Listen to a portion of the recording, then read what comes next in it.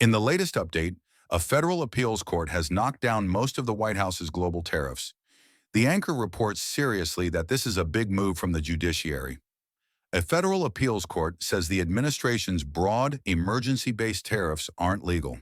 The ruling keeps the duties in place for now, while the government races toward a likely Supreme Court showdown.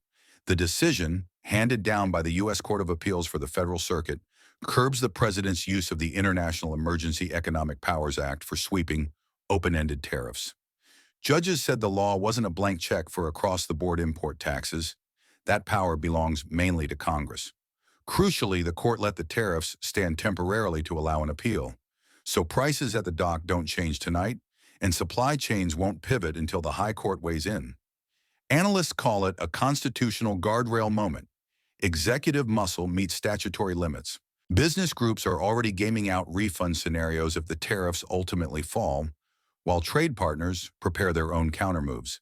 The Financial Times frames it as a judicial check that could ripple far beyond trade, reinforcing boundaries on emergency powers.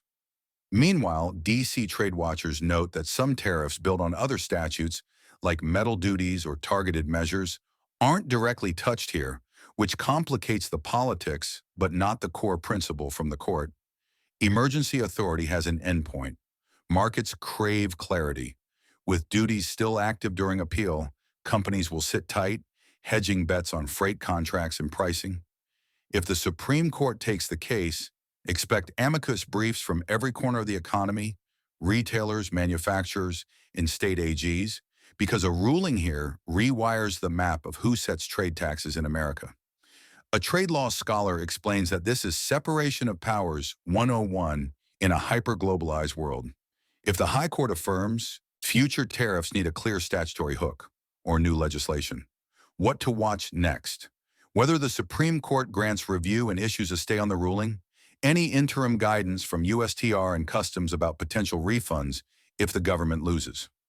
Foreign reactions and whether partners pause retaliation pending the Supreme Court's take.